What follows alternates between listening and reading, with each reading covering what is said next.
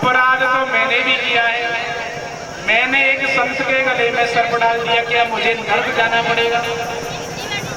सुखदेव जी महाराज कहने लगे, क्या हो गया भैया? हाँ जी, गर्मी।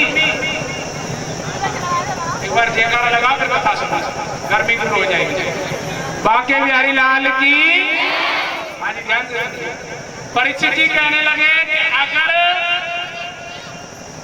जड़भरत जी महाराज को कष्ट भोगना पड़ा तो अपराध तो मैंने भी किया है। मैंने एक संत के गले में सर्प डाल दिया कि अब मुझे भी नरक जाना पड़ेगा। सुखदेव जी महाराज कहने लगे, कर्मणा जायते जन्तु कर्मणैव विलीयते। जो व्यक्ति जैसा कर्म करता है उसको भोगना ही पड़ता है। कोई भी हो, जैसा भी कर्म करेगा भोगना पड़ेगा। परीक्षित जी कहने लगे, प्रभु क्या मुझे भी नरक जाना पड़ेगा? सुखदेव जी महाराज कहने लगे, तुमको मैं नरकों का वर्णन सुनाता हूं। दक्षिण दिशा में 99,000 योजन की दूरी पर नरक बने हुए हैं और प्यारे 28 प्रकार के नरक बताए गए हैं। जो व्यक्ति जैसा कर्म करता है उसको उसी प्रकार के नरक में भेजा जाता है। नरकों के बारे में बताया गया, अंधतामस नाम का नरक, रौरम, महारौरम, कुंभी, पाक, विस्मन, कालसूत्र इत्यादि नरक है। और जो व्यक्ति जैसा कर्म करेगा उसको वही भोगना पड़ेगा। हाँ, अगर किसी व्यक्ति के 16 संस्कार हो जाए तो वो नरक जाने से बच सकता है।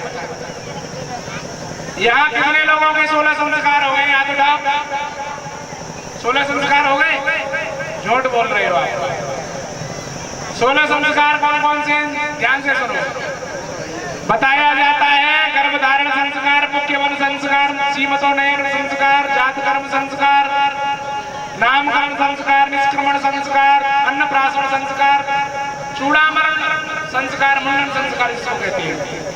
कर्णवेद संस्कार जिसमें कान छेदा जाता है, और प्यारे विद्यारंभ संस्कार, उपनयन संस्कार, दीक्षा संस्कार जिसको हम लोग कहते हैं गुरु मंत्र संस्कार, 13वां ईशांत संस्कार, सीमत समावर्तन संस्कार, और 15वां है फिर विवाह संस्कार।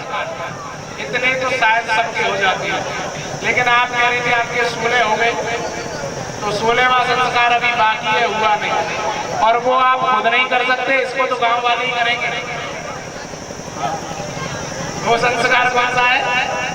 अंत्येष्टि संस्कार। ये 16 संस्कार बताए जिस व्यक्ति के हो जाते हैं कहीं तक नरक जाने से बच सकता है। अरे हम लोगों को ये संस्कार अपने करने चाहिए। लेकिन अगर किसी व्यक्ति से पाप हो जाए और उसका प्रायश्चित कर ले तो उस पाप से भी मुक्त हुआ जा सकता है। अगर किसी व्यक्ति से गलती से पाप हुआ और उसका अगर वो प्रायश्चित कर लेता है तो पाप से मुक्त हो जाता है। लेकिन एक बात याद रखना, गलती से किए गए पाप का अपराध माफ किया जा सकता है, लेकिन जानबूझ करके किए गए पाप, योजनाबद्ध तरीके से किए गए, षड्यंत्र बना करके किए गए पाप कभी भी प्रायश्चित से नहीं, यमराज के लट से ही धुले जाते हैं। किससे धुले जाते हैं? यमराज के लट से ही धुले जाते हैं। आज सुखदेव जी महाराज के राजन परीक्षित एक बहुत सुंदर कथा सुनाता हूँ। वो कथा है भक्त अजामिल की। किसकी? अजामिल। महाराज अजामिल एक ब्राह्मण था, त्रिकालीन संध्या करने वाला ब्राह्मण था, लेकिन उसका संग बिगड़ गया। एक बात याद रखना, जीवन में संग का भी बहुत बड़ा महत्व है। अगर आपका संग है ठीक है तो सब कुछ ठीक है, और आपका संग बिगड़ गया तो सब कुछ बिगड़ जाएगा। इसलिए संगति कर अच्छे लोगों की। संगति किसकी करनी चाहिए? अगर आप पीने वाले व्यक्ति की संगति करोगे, आप कभी नहीं पीते हो फिर भी पीना सीख जाओगे। संगत का असर होता है, याद रखना इस बात। समझ में आ रहा है कि नहीं? संगति का असर होता है, तो हमको इस बात को हमेशा याद रखना चाहिए। ये जो पंडित जी हैं ये पाप करने लगे। जिस गली से निकलते थे वहां वैश्यागमन होता था। इनके मन में भी पाप आ गया, अपने बच्चों का परित्याग कर दिया, वैश्यागमन करने लगे। एक बात याद रखना, सैले सैले न माणिक्यम मुक्त गम न गजे गजे साधवो नैव सर्वत्र चंदनम न बने बने। क्या सैले सैले न माणिक्यम, सैले सैले न माणिक्यम मुक्त गम न गजे गजे। एक बात याद रखना, हर पहाड़ पर पड़ी नहीं होती, हर पहाड़ में मार्बल नहीं होता।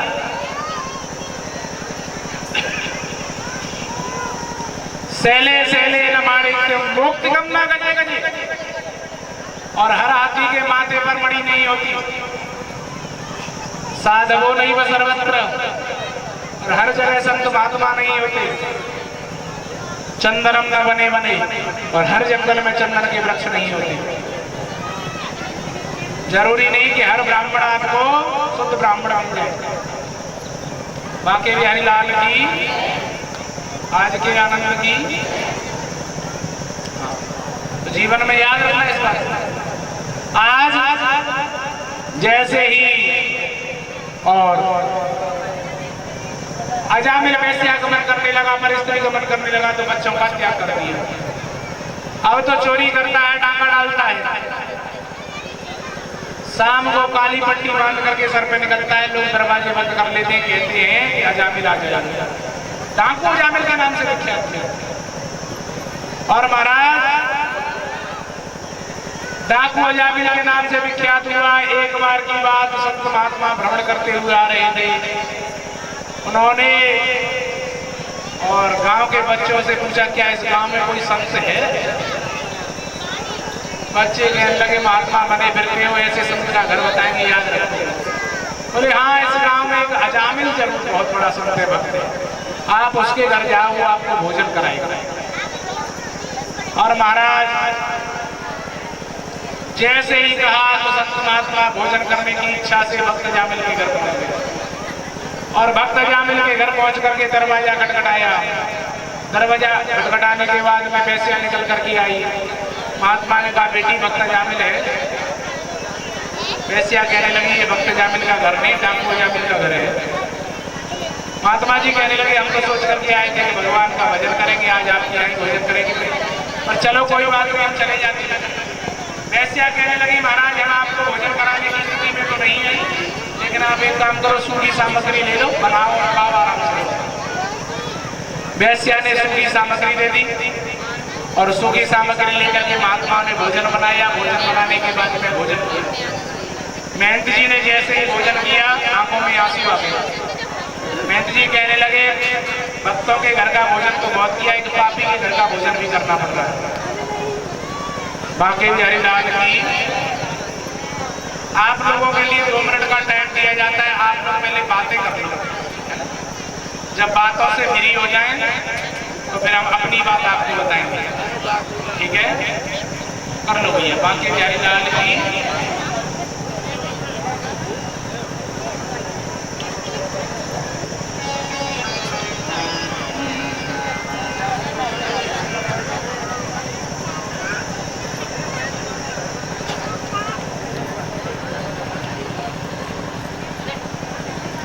जब आप लोगों की बातें खत्म हो जाए तो बता देना फिर, है ना?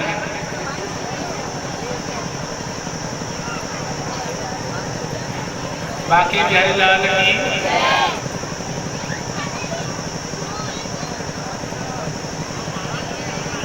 क्या बोले? श्रीमद् भागवत महापुराण की। एक जाट था, जाट कौन था? एक जाट था। उसने क्या किया, पूरे गांव की जो शिवाचक जगह होती है ना, गवर्नमेंट की जगह, उसमें स्कूल वगैरह भी था, पार्क वगैरह भी था, सब पे कब्जा कर दिया। गांव वालों ने कहा कि जाट देवता ही तुमने ठीक नहीं किया, वो ठीक नहीं किया। जाट सुनते रहा। सारी बात सुन ली तो जाट ने कहा कि मैं तुम्हारी इतनी देर से बात मान रहा हूं, तुम एक मेरी बात मानो। बोले क्या? बोले जगह खाली नहीं करूंगा। आप लोगों की बात एकदम फिक्स है क्या? बोले पंडित जी कितना भी चिल्ला लो, हम बात करना बंद नहीं करेंगे। बांके बिहारी लाल की। हाँ? श्रीमद् भागवत महापुराण की लाइट नहीं, गर्मी तो है थोड़ी, लेकिन इसका मतलब ये थोड़ी है भैया कि बातें करते रहो। एक पंडाल में एक ही कथा शोभा देती है, ज्यादा कथाएं होने लग जाती है तो फिर आनंद नहीं आती। आप लोग बातें करने लग जाते हो, मन भटकने लगता है। परीक्षित जी कथा कहाँ चल रही थी? परीक्षित जी कह रहे मैं खुद पानी पीने गया था। यज्ञपति जी कथा कहाँ चल रही थी? वो कह रहे मेरे को 51,000 की चिंता हो गई। किसी को पता है कथा कहाँ चल रही थी? हाँ?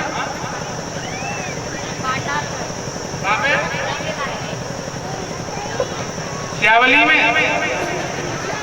हाँ, किसी को नहीं पता। बांके बिहारी लाल की, ध्यान से सुनिए प्यारे। अजामिल चोरी करता है, डाका डालता है। अंत में संत महात्मा ने भोजन किया तो मेहती जी महाराज की आंखों में आंसू आ गए। बोले महाराज हमने संतों का भोजन तो बहुत किया, भक्तों का भोजन तो बहुत किया, एक पापी के घर का भी भोजन करना पड़ा। महाराज मेहती जी ने भोजन किया, रात्रि को वहीं विश्राम किया, सुबह 4 बजे अजामिल आ गया चोरी कर दी।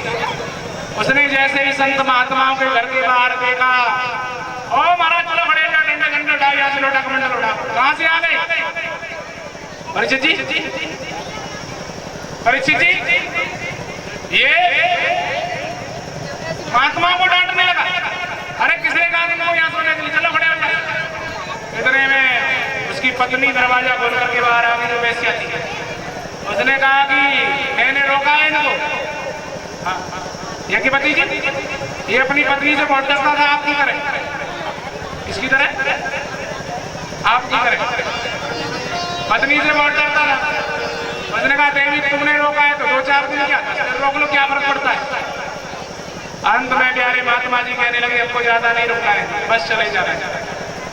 बोले चले जाना है, लेकिन एक बात बताओ जामिल, हमने तुम्हारे घर का भोजन किया है, दक्षिणा नहीं दोगे? ब्राह्मण को महात्मा को जब भी भोजन कराओ तो भोजन कराने के बाद दक्षिणा देनी चाहिए, बिना दक्षिणा के भोजन नहीं कराना चाहिए। जामिल कहने लगा मेरे बारे में जरा पता करो गाँव में जाकर, मैंने तुम्हारे लोटा सोटा कमंडल नहीं चढ़ाई, यही दक्षिणा है। पत्नी ने पूछा क्या कह रहे हो? अजामिल कहने लगा मैं ये पूछ रहा हूँ तुमको दक्षिणा में क्या चाहिए? ओ मेहती कहने लगे, महात्मा कहने लगे अपने को दक्षिणा में पैसा नहीं चाहिए, निश्चित। बोले फिर क्या चाहिए? बोले एक काम करो, देना ही चाहते हो ये बता तुमने तुम्हारे कितने बच्चे? बोले 12 पहले से है, 13वां होने वाला है। 12 पहले से है, 13वां होने वाला है। एक काम करना, उस 13वें बच्चे का नाम आप नारायण रख देना। क्या रख देना? नारायण। ओ अजामिल कहने लगा हमने इतने बच्चों के नाम चिंटू मिंटू टूटी फटी पता नहीं क्या क्या रखा है, एक बच्चे का नाम नारायण रख देंगे तो क्या फर्क पड़ रहा है? हम लोग आजकल पता नहीं क्या क्या नाम रखने लगे। हा? नाम तो पहले के समय पर होते हैं, अब तो महाराज भैया पता नहीं गूगल पे सर्च करती है बच्चे का नाम। इसमें गूगल पे कहती है कोई यूनिक सा नाम। अरे नाम ही तो रखना है। एक बात याद रखना, यथा नाम तथा गुण। जैसा बच्चे का नाम होता है वैसे गुण भी आते हैं बच्चे में, समझ रहे हो? यथा नाम तथा गुण। नाम पहले होते थे विष्णुदास, आशुतोष, राम कुमार, रघुवर दयाल, सीताराम, राधे श्याम, जगदीश। जी परमात्मा के नाम पर, भगवान के नाम पर। आजकल चिंटू मिंटू नए बच्चों के नाम पता नहीं क्या क्या नाम रखती है भैया। एक दौर आया था जिस समय सारी भैयाओं ने अपनी बच्चियों के नाम परी रख दिए। क्या रख दिया? परी। यहाँ भी 2-4 तो बैठी हुई परी। महाराज भैया अपनी बच्चियों का क्या नाम रख दिया? लेकिन एक बात याद रखना, परिणाम अच्छा नहीं है। क्यों? क्योंकि परी जब तक परी रहेगी तब तक परी अच्छी लगेगी, यानी कि जब तक छोटी रहेगी तब तक अच्छी लगेगी।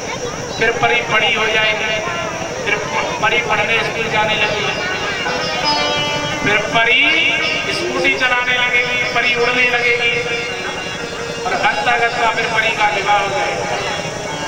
परी का विवाह हो जाएगा, परी के भी बच्चे हो जाएंगे, परी के बच्चों का भी फिर विवाह हो जाएगा।